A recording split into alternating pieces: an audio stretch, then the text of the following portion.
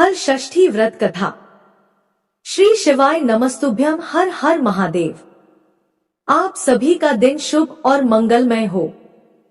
भाद्रपद मास की कृष्ण पक्ष की षष्ठी तिथि पर हरछठ व्रत किया जाता है।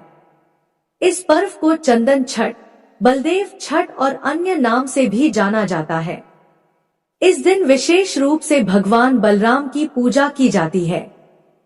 प्रदेश भर में हरछठ का पर्व बड़े ही धूमधाम से मनाया जाता है। इसमें महिलाएं अपने बेटों की लंबी उम्र और सुख समृद्धि के लिए व्रत रखती है। इस दौरान माताएं बिना खाना पानी पिए दिन भर व्रत रखती है। इस व्रत को भगवान कृष्ण के बड़े भाई बलराम जी के जन्मोत्सव के रूप में रखा जाता है और अपने बच्चों की खुशहाली के लिए प्रार्थना की जाती है। इस व्रत को करने वाली माताओं के लिए पूजा में व्रत कथा का पाठ करना अनिवार्य होता है, वरना उनकी पूजा पूर्ण नहीं मानी जाती। आइए सुनते हैं पद्म पुराण में वर्णित हलषष्ठी की व्रत कथा। एक समय धर्मराज युधिष्ठिर ने भगवान श्री कृष्ण से कहा, है माधव, आपने संसार की भलाई के लिए ही अवतार धारण किया है। इस समय सुभद्रा और द्रौपदी अपने पुत्रों के मरने से शोकाग्रस्त है तथा अभिमन्यु की स्त्री उत्तरा का गर्भ भी अश्वत्थामा के ब्रह्मास्त्र से खंडित हो गया है। माता पिता संतानहीन होने की वजह से अत्यंत दुखी है। आते हैं केशव, आप कोई ऐसा व्रत, दान अथवा उपाय बताएं जिससे कि माता पिता संतान शोक से दुखी ना हो और उत्तम, दीर्घायु तथा स्वस्थ संतान उत्पन्न हो। युधिष्ठिर की बात सुनकर भगवान श्री कृष्ण कहने लगे, हे राजन, मैं तुमको एक व्रत बतलाता हूँ जिसको नियम पूर्वक करने से खंडित गर्भ भी जीवन पा जाता है तथा संतान दुखी नहीं होती है। राजा युधिष्ठिर के पूछने पर भगवान श्री कृष्ण ने कहा, है युधिष्ठिर, प्राचीन काल में सुभद्र नाम का एक प्रसिद्ध राजा था। उसकी रानी का नाम सुवर्णा था और उनके एक हस्ती नाम का प्रतापी पुत्र था जिसने अपने नाम से हस्तिनापुरी बसाई। राजपुत्र एक दिन धात्री के साथ गंगा जी में स्नान करने गया और गंगा जल में जल क्रीड़ा करने लगा। इतने में ही एक ग्राह उसे जल में खींच ले गया। धात्री ने यह घटना जाकर रानी को बताई। यह सुनकर रानी सुवर्णा बहुत दुखी हुई और क्रोध में उसने धात्री के पुत्र को धधकती हुई अग्नि में डाल दिया। तदंतर राजा और रानी अपने अपने प्राण त्यागने को तैयार हो गए। उस धात्री की माँ भी अपने पुत्र शोक में किसी निर्जन वन में चली गई। वह धात्री वहां एक सुनसान मंदिर में शिवजी, पार्वती तथा गणेश जी की पूजा करने लगी। प्रतिदिन पूजन व ध्यान करके वह तृण, धान्य तथा महुआ खाया करती थी। भगवान श्री कृष्ण बोले, हे राजा युधिष्ठिर, इस प्रकार व्रत करते हुए कई दिन बीत गए।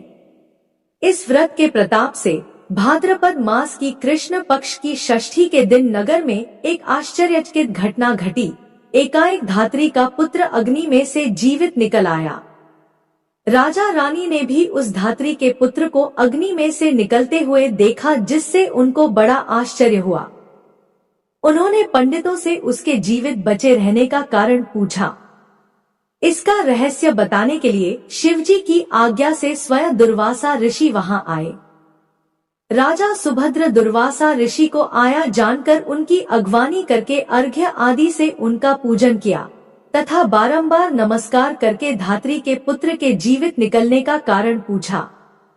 दुर्वासा ऋषि ने कहा, हे राजन, उस धात्री ने वन में जाकर नियम पूर्वक अति भक्तिभाव से भगवान शिवजी का, स्वामी कार्तिकेय, माता पार्वती जी एवं गणेश जी का ध्यान, पूजन, स्मरण इत्यादि श्रद्धा सहित तथा नियम पूर्वक व्रत किया है। यह उस व्रत का ही प्रभाव है जिसके कारण धात्री का पुत्र जीवित ही मिल गया। अतः आप भी वहां जाकर यह धार्मिक कर्म करें। राजा और रानी ने दुर्वासा ऋषि को विदा कर दिया। तदुपरांत वे दोनों धात्री के पुत्र को साथ लेकर जंगल में जा पहुँचे। वहां पहुंचने के बाद राजा ने उस धात्री को भगवान शिव का कुश, पलाश अर्थात ढाक के नीचे अति श्रद्धा के साथ पूजन अर्चना करते हुए देखा।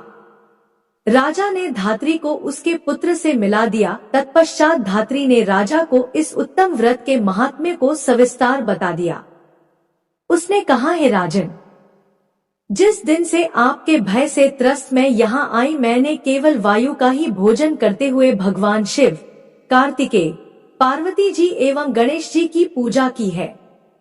एक दिन आधी रात के समय स्वप्न में भगवान शिव ने मुझे दर्शन दिया और कहा, तेरा पुत्र जीवित हो गया है, क्योंकि तूने हमारा व्रत एवं पूजन बड़ी श्रद्धा तथा भक्ति से किया है। यदि तुम्हारी रानी भी उसी व्रत को विधि पूर्वक करे तो उसका पुत्र भी उसको जीवित मिल जाएगा तथा और भी बहुत से पुत्र उत्पन्न होंगे।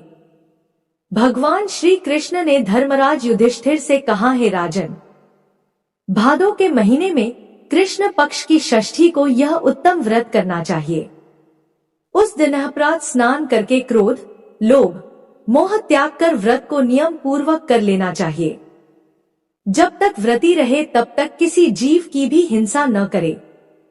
व्रत संपूर्ण करने के लिए चींटी आदि के मार्ग का भी उल्लंघन न करे तथा दोपहर के समय मित्रों सहित पलाश अर्थात ढाक तथा कुशा के नीचे भगवान शिव, माता पार्वती, स्वामी कार्तिकेय तथा गणेश जी की मूर्ति स्थापित करके धूप, दीप, नैवेद्य आदि से विनम्र भक्ति भाव से पूजा करें और प्रार्थना करें, हे सौम्य मूर्ति, पंचमुख, शूलधारी, नंदी श्रृंगी, महाकार्य आदि गणों से युक्त आप भगवान शिव को मैं साष्टांग नमस्कार करता हूँ।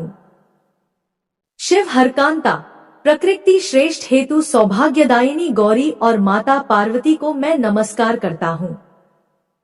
हे मयूर वाहन, हे क्रौंच पर्वत को विदीर्ण करने वाले कुमार विशाख और स्कंद, आप स्वामी कार्तिकेय को बारंबार नमस्कार है और साष्टांग प्रणाम है। इस प्रकार इन चारों देवताओं की भली प्रकार पूजा करें। फिर ब्राह्मणों सहित गाजे बाजे से अपने घर को जावे।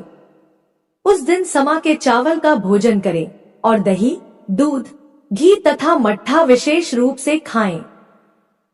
जो स्त्री पुरुष इस व्रत को विधि पूर्वक करता है वह पुत्र और पौत्रवान होकर सुखी होता है।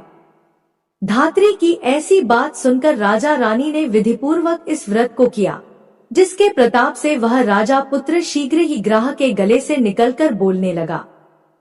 यह चमत्कार देखकर राजा रानी ने भगवान शिव के चरणों में नमस्कार किया।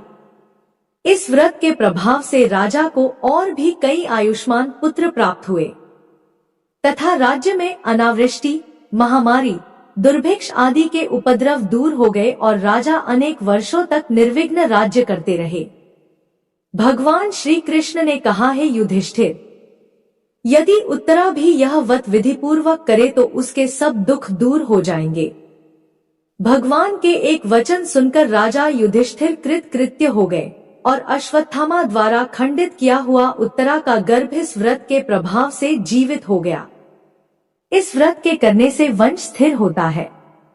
इस प्रसंग को भगवान श्री कृष्ण ने राजा युधिष्ठिर से कहा तथा दुर्वासा ऋषि ने राजा सुभद्र से कहा, हे राजन, इस व्रत को करने के उपरांत फिर उसको शास्त्रोक्त रीति से उद्यापन करें। उद्यापन में सुवर्ण, महिषी, गौ और वस्त्र ब्राह्मणों को दान में दे। सोने अथवा चांदी की मूर्ति बनाकर वेदपाठी ब्राह्मणों सहित उनका पूजन करें।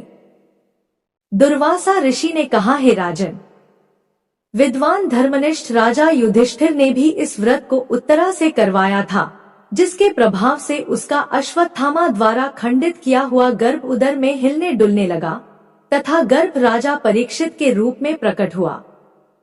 जो कोई मनुष्य यह उत्तम व्रत करता है उसके सब कार्य सिद्ध होते हैं, पुत्र पौत्रों की प्राप्ति होती है तथा शिवलोक में उसकी पूजा होती है।